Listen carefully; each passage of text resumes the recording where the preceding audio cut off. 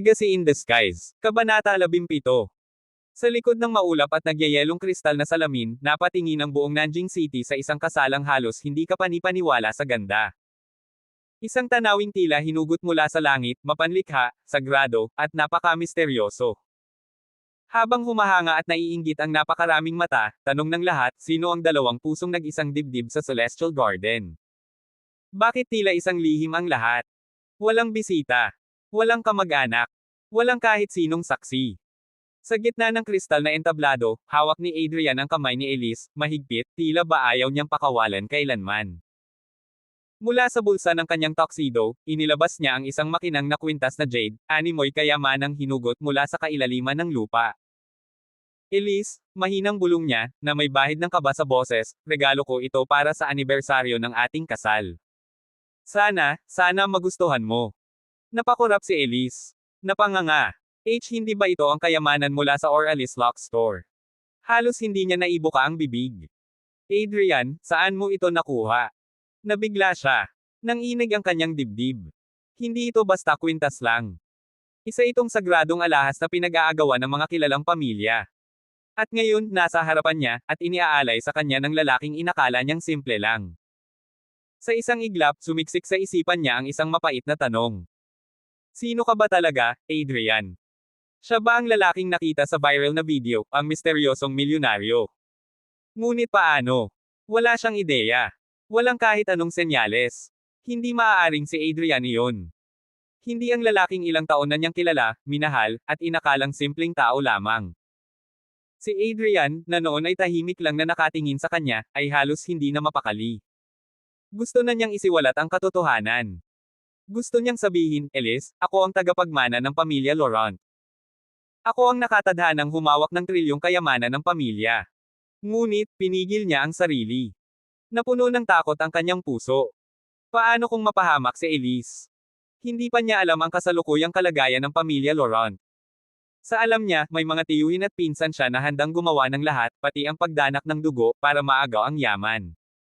At kung malalaman nilang buhay siya, at may minamahal, papatayin nila si Elise. Hindi niya kayang itaya ang buhay ng babaeng pinakamamahal niya.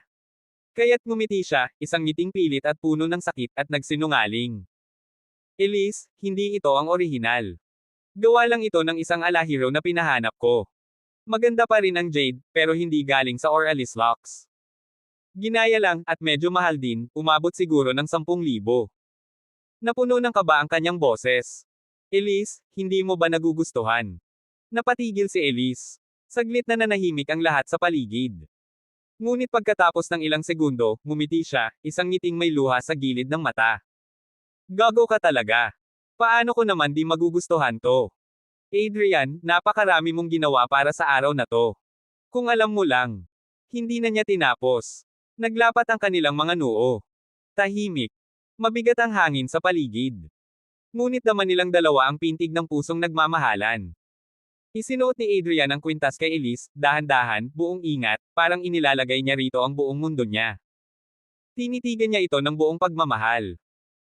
Elise, bulong niya, habang nanginginig ang kanyang tinig, sa loob ng 3 taon ng ating pagsasama, pinagdusahan mo ang katahimikan ko, ang kahinaan ko. Pero simula ngayon, wala nang sino man ang maaaring umapak sa'yo. Ipagtatanggol kita, sa kahit anong paraan. Tumulo ang luha ni Elise. Tahimik siyang tumango. At sa sandaling iyon, nagbago ang lahat. Sa wakas, naramdaman niyang ang lalaking kasama niya sa altar ay hindi na ang Adrian na tahimik at laging nagkukubli. Kundi ang Adrian na handang lumaban, handang magmahal, at handang mamatay para sa kanya. Nang matapos ang seremonya, marahan siyang inalalayan ni Adrian patungo sa Sky Garden gamit ang eksklusibong elevator. Walang kaingay-ingay. Isang paglisan na puno ng misteryo at kapangyarihan. Sa ibaba, ang mga taong nanood ay tila naiwang tulala. Nagpakasal ang prinsipe sa binibini, at pagkatapos, nawala. Ang dalawa'y nag-iwan ng tanong sa hangin, isang alaala sa mga mata ng mundo, sino sila, at kailan sila babalik. Sa loob lamang ng ilang sandali, naging laman ng usapan ng buong lungsod ang engranding kasalang iyon. Ngunit walang may alam kung sino ang ikinasal, misteryoso ang bayani at ang dalaga. Walang pangalan. Walang detalye. Tila isang kwentong hinabi ng tadhana.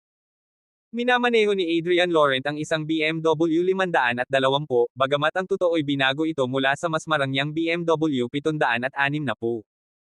Habang pauwi sila ng kanyang asawang si Elise Rousseau. Sa loob ng sasakyan, hindi pa rin maalis ang ngiti sa mga labi ni Elise. Pon siya ng ligaya, at tila hindi pa rin makapaniwala sa lahat ng nangyari sa nakaraang mga oras. Napalingon siya kay Adrian at hindi napigil ang magtanong, paano mo na-reserve ang Sky Garden? Hindi ba't imposibleng ipribado ang lugar na yon? Sa lahat ng kasalang nabalitaan ko, wala pa akong narinig na nakagamit nyon. Ngumiti si Adrian, payak ngunit may lalim. Totoo yan. Pero may isang senior executive sa Grand Bayview Hotel na kaibigan ko mula pa sa ampunan. Sabay kaming lumaki. Noon, nagkakasya kami sa kalahating steamed bun. Ngayon, isang salita lang mula sa akin, tumulong siya ng walang pag-aalinlangan. Napatango si Elise, ngunit may kutob. Bakit ngayon ko lang to narinig? Hindi mo naman naikwento noon. Ang dami kong kaibigan sa ampunan. Kung ikukwento ko lahat, baka hindi pa tayo matapos kahit magdamag at maghapon, sagot ni Adrian, pilit na tinatawanan ang sarili. Akala ko hindi mo naman gustong marinig. Umiling si Elise, at mas tumalim ang titig sa asawa. Asawa kita, Adrian. Lahat ng bahagi ng buhay mo, gusto kong makilala. Gusto kong marinig ang bawat kwento mo, masaya man o masakit. Napangiti si Adrian, tila may kirot sa likod ng kanyang mga mata. Kung ganun, marami pa akong isasalaysay. Baka mabigla ka. Subukan mo, pabirong tugon ni Elise, pero dama ang lamang sa tinig nito. Pagbalik nila sa komunidad, ibinaba ni Adrian ang kotse sa parking area. Kasabay ng kanilang pagbaba, eksaktong nakasalubong nila ang mga magulang ni Elise na kararating lang. Nanlaki ang mga mata ng mama ni Elise nang makita ang kotse. Tila kislap ginto ang nakita niya. Hoy! Saan galing ang BMW na to? Halos pasiga na tanong ng ginang, agad na lumapit at inikat ang sasakyan. BMW ito, hindi basta-basta. Anak, ikaw ba bumili nito? Ang laki ng ginastos mo. Hindi ako, mama, mabilis na sagot ni Elise. Si Adrian ang bumili. Agad na kumunat ang noo ng kanyang mama. Adrian, saan ka kumuha ng perang pambili ng ganito? Ginamit mo ba ang pera namin, ha? Hindi po, maagap na paliwanag ni Adrian. Galing po sa sarili kong ipon. Ngunit imbes na mapalagay, mas lalong nagnitngit ang ginang. Ganon. Kumakain ka sa bahay namin, natutulog ka roon, pero sa halip na mag-ambag, nag-iipon ka pala para sa BMW. Wala kang utang na loob. Para kang asong pinakain pero kinagat ang amo. Mama, tama na po, pigil ni Elise, halatang napapahiya at nasasaktan. Hindi pa rin tumigil ang kanyang papa. BMW 520 pa talaga. Sa antas mo, Adrian, bagay na sayo ang tricycle. Hindi mo pa kayang panindigan ang isang 3 series, tapos eto, 5 series agad. Lumingon ito kay Elise, malamig ang boses. Ni hindi pa ako nagkaroon ng sariling kotse. Halos lumubog na ako sa hirap. Pero siya. Iyan ang pinapaboran mo. Kung ayaw mong masira ang loob ko, ibigay mo sa akin ang kotse. Parang binagsakan ng mundo si Elise. Napatingin siya kay Adrian, puno ng pag-aalinlangan. Adrian, okay lang ba? Sa isip ni Adrian, oo lang sana ang sagot. Pero hindi niya maamin na ang sasakyan ay hindi lang simpleng BMW 520, ito ay 760, isang high-end na modelo na tinapalan lang para magmukhang ordinaryo. Pero alam niyang walang silbi ang pakikipagtalo. Ang totoo, kahit ano pang gawin niya, para kay Ginang Rosso, isa pa rin siyang walang kwenta. Kaya ngumiti siya at nagsimulang magsinungaling para protektahan ang sarili. Papa, totoo po, itong 520 ay beggar version lang. Hindi maganda para sa inyo. Pagtatawanan lang kayo. Kung gusto niyo po, bukas bibilhan ko kayo ng mas maganda, BMW 530, mas mataas at may dating. Lumingon ang ginang, nagdududa. May pera ka pa ba? Meron pa po akong natitira kahit konti. Down payment lang ang binayaran ko dito. Huwag kayong mag-alala, Papa, Mama, ako na ang bahala bukas ng umaga. Tahimik si Elise. Sa kabila ng lahat ng kahihiyan, saksi siya kung gaano kahaba ang pasensyang pinapakita ni Adrian. Ngunit sa puso niya, parang may napunit. Hanggang kailan mananatiling maliit ang tingin ng pamilya niya sa lalaking pinili niyang mahalin. Nang marinig ng kanyang mga magulang na bibilhan sila ni Adrian ng mas magandang kinabukasan, sabay na nagtawanan ang mag-asawa. Para bang biro lang ito sa kanila. Wala silang kamalay-malay na ang sinasabi ni Adrian ay isang top-of-the-line na BMW 760 na ni hindi nila pinangarap kahit kailan. Habang ang mga magulang niya ay masayang-masaya, si Elise ay hindi mapakali. Pagpasok nila sa kwarto, matapos siyang maghilamos, tahimik siyang lumapit kay Adrian. May bakas ng pag-aalala sa kanyang mga mata. Adrian, mahina niyang tanong, sigurado ka bang may pera ka pa para bumili ng kotse? May natitira pa akong ipon, pwede kong iabot sa'yo. Huwag mo na akong alalahanin. Napangiti si Adrian habang mabilis na iwinagayway ang kamay. Hindi mo na kailangang gawin yan. Okay lang ako. Medyo. Nakakahanap pa naman ako ng paraan. Ngunit kahit pilit niyang gawing magaan ang usapan, kita pa rin ni Elise ang lungkot sa likod ng kanyang mga mata. Nagsimula siyang makaramdam ng bigat sa dibdib. Pasensya ka na, Adrian, hindi ko inakalang magiging ganito sila. Hindi nila alam kung gaano ka nagsisikap. Ngumiti si Adrian, ngiting pilit pero totoo. Ano ka ba, Elise? Ang papa at mama mo ay mga magulang ko na rin. Tayo ay iisang pamilya. Walang problema sa paggalang, kahit minsan, hindi nila ako tinitingnan ng pantay. Hindi na siya kumibo. Gusto niya sanang yakapin si Adrian, pero tila may humahadlang sa pagitan nilang dalawa, pride. Pagod. O baka pareho. Matapos ang ilang minuto, humiga si Adrian sa maliit niyang banig sa sahig at ngumiti ng pilit. Huwag ka nang mag-alala. Bibili ako ng isa pang kotse bukas ng umaga. Napaluha si Elise. Adrian, salamat, mahina niyang sabi. Tumawa si Adrian, pilit na banibiro ang sitwasyon.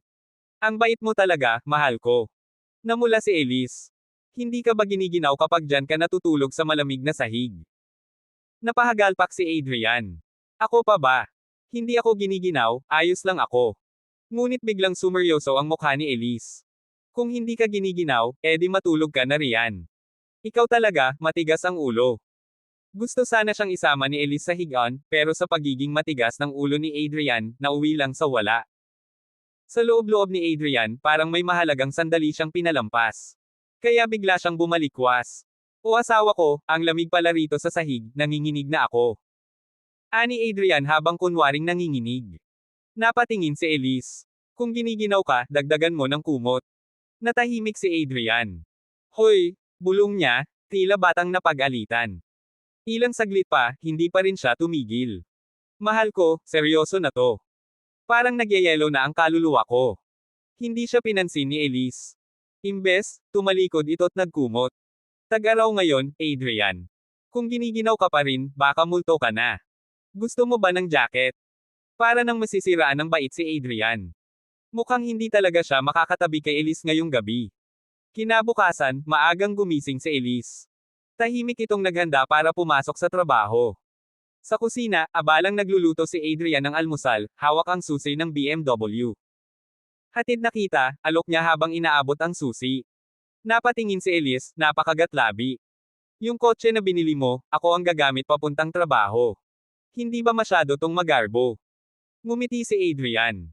Anong problema ron? Asawa kita. Para sa'yo talaga yon. Bahagyang tumango si Elise. Salamat, Adrian. Habang tinatanggap niya ang susi, napansin nilang nakatingin sa kanila ang papa ni Elise. Halatang naiinggit. Bigla itong nagsalita, Adrian, sabi mo bibilhan mo rin ako ng kotse. Huwag mong kalilimutan, ha? Hindi nagdalawang isip si Adrian. Opo, hindi ko po nalimutan. Maghintay po kayo, darating ang bagong sasakyan nyo sa bahay. Napangiti ang biyenan. BMW 530 hectares. Ikaw na rin ang nagsabi. Huwag kang bibili ng mumurahin. Napilitan na lang tumango si Adrian. Opo, pa. Bibilhin ko na po ngayon. Pagkababa nila ni Elise, iniwan ni Adrian ang BMW sa kanya at tinungo ang kanyang e-bike, na parang basahan sa tabi ng mamahaling sasakyan. Habang binabaybay niya ang daan papunta sa BMW 4S store, dinaanan niya ang Audi showroom. Sandaling napatigil si Adrian. Muntik na siyang matulala. Hanggang kailan ko pa ba ito kakayanin? Pagkaparada pa lang ni Adrian sa tapat ng Audi showroom gamit ang kanyang maliit na e-bike, napalingon agad ang mga tao. Fuck! Di ba siya yung lalaking bumili ng BMW 760 kahapon? Pero nakasakay lang sa e-bike. Bulalas ng isang sales rep, halos malaglag ang panga. Dim. Kung luluhod ka sa harap niya ngayon, baka kulang pa para makumbinsi mo siyang bumili ng kahit second-hand na Audi A8. Grabe, oo nga. Sa isang iglap, nagsilapitan ang mga sales representative ng Audi na tila mga langgam na naaamoy ang patak ng pulot. Pinalibutan nila si Adrian. Sir. Halika po, hali kayo sa loob, ipapakita namin sa inyo ang pinaka-luxurious na Audi A8 ngayon. Sir, ang Audi A8 namin ay loaded. May W12 engine, mas malupit pa kaysa sa V12 ng BMW 760 na po. Nakapagtaas kilay si Adrian. Talaga lang, ha? Agad na tumayo ang isang sales rep at buong yabang na sumabat, kuya, ang W12 engine namin, kayang patayin ang kalahating cylinders. From 12? Pwede mong gawing 6 para makatipid sa gasolina. Tahimik si Adrian ng ilang segundo, tapos sabay na pangisi. Sandali, binento mo sa akin ang idea na bumili ng 12 cylinder para patayin ang kalahati. Para makatipid sa gas. E di sana bumili na lang ako ng 6 na cylinder diretso, hindi ba? Napahiya ang sales rep. Para siyang nabilaukan sa sariling laway. Namula ang tenga, at parang gustong lumunin ng lupa. Natawa si Adrian, pero malamig ang titig. Alam ko ang iniisip ninyo. Hindi nyo ako pinansin kahapon. Ngayon, nang makita niyong bumili ako ng BMW 760 na po, bigla kayong lumapit, akala nyo siguro makukuha nyo akong customer. Pero sorry. Napalingon ang lahat sa kanya. Ipapahiya ko kayo ngayon. Sabay busina ng e-bike. Didi. Tabi dyan. Pupunta ang matikas na binata sa BMW showroom para bumili ng isa pang sasakyan. Halos malaglag ang panga ng mga tao. Habang si Adrian, dahan-daang umusad sa kanyang e-bike na parang hari sa trono, habang ang mga sales rep ng Audi ay naiwan, tulala. Nang makarating siya sa tapat ng BMW showroom, lumabas agad ang sales manager, mukhang galit sa Audi team. Ano ba, mga taga-Audi? Ninanakaw nyo na naman ang customer namin. Wala na kayong delikadesa. Gusto niyong ipa-TV pa kita. Umatras ang sales rep ng Audi na parang basang sisiw. Napahiya at tahimik na umatras. Lumapit ang manager ng BMW at nakangiting binati si Adrian. Mr. Adrian. Bibili po ulit kayo. Tumango si Adrian. May 530 ba kayo? Kukunin ko na ngayon. Nagliwanag ang mukha ng manager. Meron po. Tere po, sir. Ipapakita ko sa inyo ang show car. Sumama si Adrian, na tila celebrity sa gitna ng palakpakan ng mga staff. Pagdating sa loob, naupo siya sa BMW 530. Maganda, komportable, pero ramdam niyang mas simple ito kaysa sa 760 na po. Pero okay na. Pasado sa pamantayan niya. Pero bago pa siya makapaglabas ng card para bayaran ito, may narinig siyang pamilyar na boses. My dear, gusto ko talaga ng BMW X6, bibilhin mo ba sakin ang X6? Napalingon siya. Parang sinampal ng katotohanan si Adrian. Si Chloe. Ang nobya ni Ivan, ang kaibigan niyang matagal ng tapat at seryoso. Pero hindi si Ivan ang kasama ngayon. Isa itong lalaking hindi niya kilala. Nakaakbay pa ito sa kanya, sobrang lapit, parang mag-asawa. Nanlamig ang pakiramdam ni Adrian. Kumunat ang kanyang noo. Tinawag niyang, my dear, ang lalaki. Si Chloe. Ipinagpapalit si Ivan. Halos sumiklab ang dibdib ni Adrian. Kilala niya si Ivan, mabait, masipag, walang ibang iniisip kundi ang kinabukasan nila ni Chloe. At ngayon, ganito ang igaganti sa kanya. Napakinggan pa niya ang lalaki habang hinahaplos ang buhok ni Chloe. Kung bibilhan kita ng X6 ngayon, paano mo ipapaliwanag kay Ivan? Napangisi si Chloe.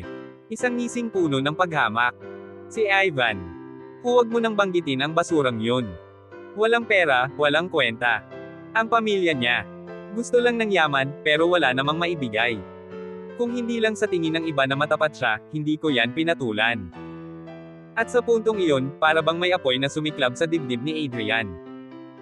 Hindi niya alam kung anong mas matindi, ang pagkasuklam o ang awa para sa kaibigan niyang si Ivan. Isang bagay lang ang malinaw, hindi siya papayag na matahimik ang ganitong klase ng pagtataksil. Ngumisi ang lalaki, unti-unting inabot ang pisngi ni Chloe at marahang pinisil iyon. Sa mapanuksong tinig, tanong niya, ngayong alam mong akin ka na, sasama ka pa rin ba sa lalaking yon? Tandaan mo, Chloe, ang babae ni Pascal ay hindi pwedeng pakialaman ng ibang lalaki. Mabilis at matalim ang sagot ni Chloe, huwag kang mag-alala, Pascal. Ni minsan, hindi ko siya hinayaang hawakan ako kahit nagsasama kami. Sa totoo lang, parang naididiri na nga ako sa kanya. Ang katawan kong to, para lang kay Pascal. Ginagamit ko lang to para pagsilbihan ka. Ikaw lang ang mahalaga. Ikaw na ang bahala sa akin. May apoy sa mga mata ni Chloe habang nagsalita, at sa likod ng kanyang mapanlinlang na ngiti ay naroon ang determinasyong makawala sa dating kinabibilangan. Ipinagpatuloy niya, sa totoo lang, matagal ko na siyang gustong hiwalayan. Simula pa lang noong araw na binuksan ang hotel and restaurant. Pero hindi ko inakala, may kakilala pala siyang kaklase na may koneksyon sa development zone. Siya patuloy ang naging bayani ng negosyo. Kaya tiniis ko muna, hinintay ko ang tamang panahon. Ngayong lumalago na ang kita, panahon na para iligpit siya. Tumawa si Pascal, malamig, mayabang, puno ng kumpiyansa. Si Bong lang pala ang dahilan. Maliit na bagay yan. Sana sinabi mo agad. Isang tawag lang kay Brother Dante, baka lumuhad pa yon sa harap mo at humingi ng tawad. Ngumiti si Chloe, sabay kagatlabi, kunwaring nahihiya. Pasensya ka na, Pascal. Noon kasi, nagmamadali ako at hindi ko naisip ang tawagan ka. Andoon pa si Ivan noon, baka mawalan ka ng gana kapag nakita mo pa siya. Pinisil ni Pascal ang baywang niya, at sa malalim na tinig ay bulong niya, napakabait mo talaga. Mabilis namang hinimas ni Chloe ang braso nito, nilalandi ang tono ng boses. Pascal, totoo ba ang chismis? May babae ka raw na bibilhan ng BMW X6. Umiling si Pascal, sabay ngisi. Kaya nga mamaya, pupunta tayo sa bahay ko. Ilang ulit ka munang papasok, pagkatapos nyon. Hiwalayan mo na ang sundalo mong inutil. Bukas ng umaga, may BMW X6 ka na. Nanlaki ang mata ni Chloe, nangangislap sa kasabikan. Pascal, seryoso ka? Totoo to. Ngumiti si Pascal, mapaglaro ang mga mata. Kailan ba ako nagsinungaling sayo? Pero syempre, dapat mo munang pagsilbihan ako ng husto bago mo madrive yung kotse. Commendat si Chloe, malandi. Walang problema, Pascal. Pagdating natin sa bahay mo, paliligayahin kita. Hanggang makalimutan mo pangalan mo. Sabay na tumawa ang dalawa. Maya-maya, sabay silang lumingon at lumakad paalis ng 4S shop, magkayakap, walang pakialam sa mundo. Samantala, sa hindi kalayuan, nakatayo si Adrian, nakatitig sa kanila, nanlilisik ang mata. Hindi niya napigil ang kumulo ang dugo sa nakita. Nanginginig ang kamay niyang kinuha ang cellphone at tinawagan si Ivan. Agad namang sumagot si Ivan, masigla pa. Adrian. Hoy, kumusta? Anong meron, bakit ka napatawag? Tahimik saglit si Adrian bago sumagot. Wala naman, gusto lang kitang kamustahin. Anong ginagawa mo ngayon? Tumutulong ako sa kusina ng restaurant. Hindi masyadong busy ngayong tanghali, pero may parating na delivery kaya dito muna ako sa likod. Nagpa-casual si Adrian. Araw-araw ka bang ganyan ka-busy sa restaurant? Oo, sagot ni Ivan, pawis na pawis sa kabilang linya. Kakabukas pa lang, marami pang kailangang ayusin. At higit sa kalahati ng puhunan, galing sa papa ni Chloe. Kaya kailangang magsipag ako, baka isipin nilang pabigat ako. Sunod na tanong ni Adrian, magkano ang inilabas mong pera para sa negosyo? 100,000. Matagal kong inipon mula pa noong graduate ako. Kanino nakapangalan ang hotel? Ako ang may-ari, mabilis na sagot ni Ivan.